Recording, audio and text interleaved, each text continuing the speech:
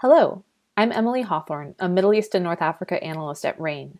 This podcast is brought to you by RANE Worldview, the premier digital publication for objective geopolitical intelligence and analysis. Subscribe today at raneworldview.com.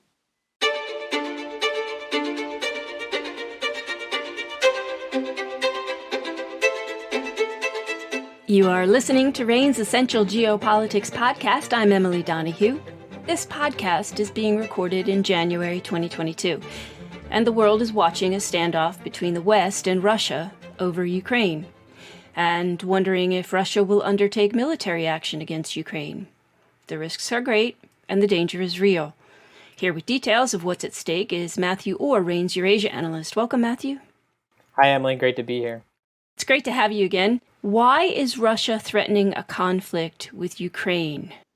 Yeah, I think it's useful to approach this question kind of from the broad strategic angle, and then we can get down to precisely what's going on right now and the state of negotiations. So basically, the important point is that Moscow has long viewed an allied, or at the very, very least, neutral Ukraine as a geostrategic imperative.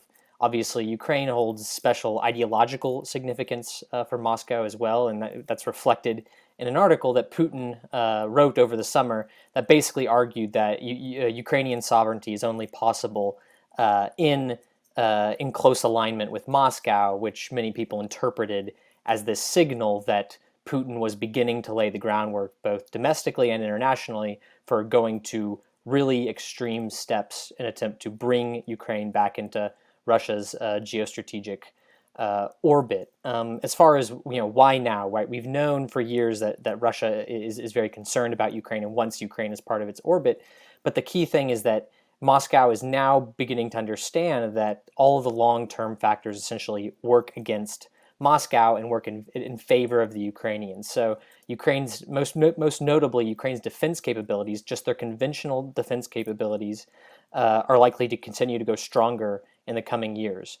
This is everything from conventional forces, but most notably this includes things like ballistic missile systems that could target Russia in case of a Russian military action against Ukraine. Secondly, we have the fact that that this younger generation of Ukrainians has a different national identity and more democratic value, and is way more oriented towards the West than the older generation that grew up in the Soviet Union.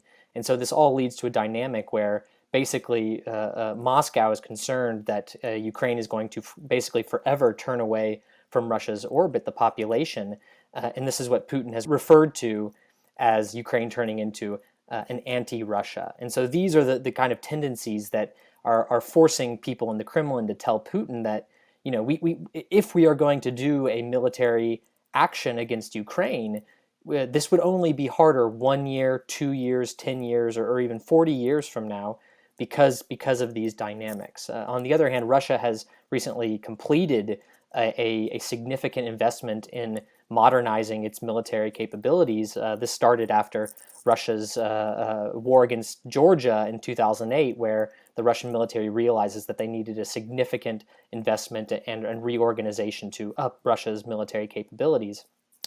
And so that's kind of the strategic context that we're in. And how this kind of represents itself on the ground is that Russia sees Ukraine as growing closer to the West, and this is most evident in Ukraine's growing ties with NATO. And Russia basically sees that it has the best relative power advantage at this point to make demands that it hopes it will lead to NATO shutting its door on Ukraine and kind of lead to an establishment of a regional security order that is in Moscow's favor before these long-term trends kick in that will make Moscow's position relatively weaker. What are some of the costs for Russia in case of an attack against Ukraine, and would considering those costs even deter the Kremlin's decisions here? Yes, obviously, this is one of the key questions. It's important to remember, though, that the West has promised all kinds of sanctions on Russia. I'll get into those in just a second, but even before I do, I think it's important to remember that Russia sees a lot of utility in merely sowing discord in the West by making them go through this process of decide which sanctions they're going to do, which exacerbates all of the internal tensions and internal contradictions in transatlantic relations. And we could even see Russia engage in attempts to really pick at this. One example would be if the Donbass separatists kind of begin an offensive, we could see Russia essentially test the grounds of, okay, well how much do we have to military aid action against Ukraine for these sanctions to kick in? And obviously all kinds of debates would kick off in the West about, oh, now is the time. Oh, no, Russia has not passed the threshold yet where we actually have to do the sanctions that we promised to do.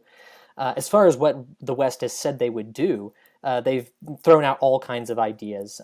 This includes things like the removal of Russia from SWIFT, which unfortunately I don't think will deter Russia. I think it's potentially overvalued because Russia has been preparing for a removal from SWIFT since 2014, and a removal from SWIFT would inevitably also entail Russia cutting off gas supplies to Europe because it could no longer receive payment, and amid high energy prices in Europe, that's a significant piece of leverage that the Kremlin believes it holds in the situation. Other obvious economic sanctions include things like limits on Russia's sovereign debt and dollar transactions, sanctions on Russian energy projects. But it's unclear if these measures are merely economic measures alone, I should say, are enough to deter the Kremlin, because Russia's leaders have ascribed significant national security implications and ideological significance to this Ukraine question. And given that investment, it's unclear if economic measures alone would really be enough. Obviously, there's also talk of the immense human and political cost that a Russian military action in Ukraine would entail, but that also could potentially be overplayed because while an insurgency would be quite powerful in western Ukraine, Russia may at this time only have desires on the eastern portion of the country where an insurgency is less likely to be truly atrocious. And so I think all of this creates a scenario where the exact extent to which Russia is deterred is another question that is still up in the air. And this, in turn, significantly contributes to high tensions. So, Matthew, what are the future then of these European security talks? And maybe you could describe some of the military technical responses that could be in the offing. Yeah, certainly. So I think, the potentially one of the good pieces of news in this crisis is that Russia possesses all kinds of off-ramps that would allow them to de-escalate and save face. People have speculated that they don't want off-ramps and that they will only accept their primary demand, which is a redefining of the possibility of countries like Ukraine and Georgia joining NATO, specifically no NATO in Ukraine and no Ukraine in NATO, right? But there are still all kinds of things that Russia could do to respond to the failure to have its main demands met, while foregoing and not having to follow through on this clear threat to Ukraine. Some of these potential military technical responses, as they're called, are things like deploying missile systems near Ukraine's borders, deploying missiles near NATO states, particularly in the Baltics, deploying additional missiles near Ukraine, deploying conventional forces, much more so to the western parts of Russia and also to Belarus, and even more ambitious military technical response scenarios involve Russia attempting to deploy troops to America's backyard, so to speak, to places like Cuba and Venezuela. This idea in particular has gained a lot of traction amongst foreign policy circles in Moscow. And also, of course, things like cyber warfare, information warfare, increased technical cooperation with China on military matters. All of these things would be significant developments that the West would have to respond to and potentially would allow Russia to save face in this scenario. Well, that's certainly a lot to consider. Thanks for that guidance, Matthew. Sure thing. Matthew Orr is a Eurasia analyst with RANE. Whether you're in Europe and watching developments on Ukraine or another country monitoring the latest COVID news, RANE is there We forecast how the news today will become the geopolitical drivers of tomorrow, and our work is on display at RANE Worldview.